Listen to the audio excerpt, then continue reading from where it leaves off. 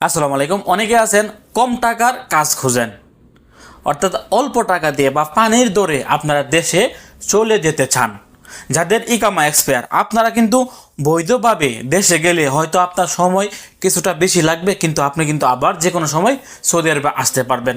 আপনি কাজের উদ্দেশ্যে না আসেন, কোনো না কোনো সময় কিন্তু আপনার টাকা পয়সা হলে আপনি সৌদি আরবে উমরা করার জন্য হলেও আসার চেষ্টা করবেন।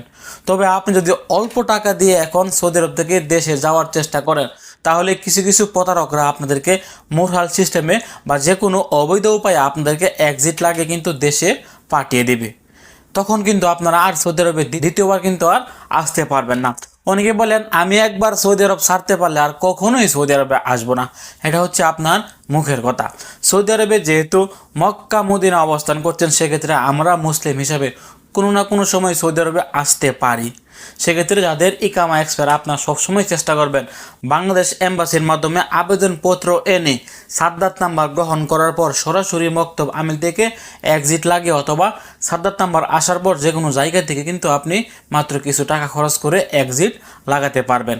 তবে যদি আপনি মুরহাল সিস্টেমে ইকামা এক্সপায়ার টাকা অবস্থায় দেশে চলে যান, তাহলে কিন্তু আপনি আর কখনোই সৌদি আরবে আসতে পারবেন না। এমনকি যদি আপনি কখনো হজ অথবা উমরা করতেও আসতে চান শেষ বয়সে, তখন কিন্তু আপনাকে সৌদি এয়ারপোর্ট থেকে ফেরত পাঠাতে পারে। সেক্ষেত্রে যারাই অল্প টাকার কাজ খুঁজবেন বা অল্প টাকা দিয়ে শর্টকাট রাস্তা খুঁজবেন, এগুলা খোঁজার আগে আপনাদেরকে আরও কয়েকবার চিন্তা করা দরকার। ভালোভাবে চিন্তা করে তারপর আপনারা চেষ্টা করবেন দেশে যাওয়ার জন্য।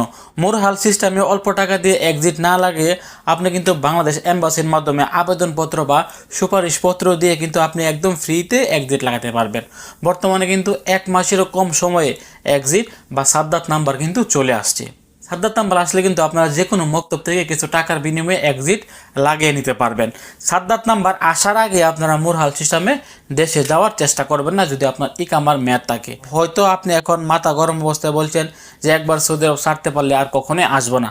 তবে দেশে যাওয়ার পর একটা না একটা সময় আপনি সৌদি আরবে উমরা করার জন্য অথবা হজ করার জন্য আসার চেষ্টা কিন্তু করবেন। সেক্ষেত্রে এই অবৈধ পন্থা ব্যবহার করে সৌদি আরব ছাড়ার চেষ্টা করবেন না। বৈধভাবে দেশে যান, আপনি সৌদি আরবে আসেন বা না আসেন সেটা কোনো ব্যাপার না, কিন্তু আপনি বৈধ উপায়ে সৌদি আরব ছাড়ার চেষ্টা করেন। ভালো থাকুন, সুস্থ থাকুন। ভিডিওটি সবাইকে শেয়ার করে জানিয়ে দেওয়ার চেষ্টা করবেন। আপনারা যদি জানতে চান যে কীভাবে আপনারা বাংলাদেশ এম্বাসির মাধ্যমে একদম বিনামূল্যে দেশে যাবেন, সেই আপডেটটিও কিন্তু আমি আপনাদেরকে পরবর্তী ভিডিওতে জানিয়ে দেওয়ার চেষ্টা করব। যদি আপনারা জানতে চান অবশ্যই ভিডিওর কমেন্ট বক্সে জানিয়ে দিবেন। ভালো থাকুন, সুস্থ থাকুন। সৌদি আরবের এরকম নিত্য নতুন আপডেট পেতে দূরপ্রবাসের সঙ্গে থাকুন। আসসালামু আলাইকুম।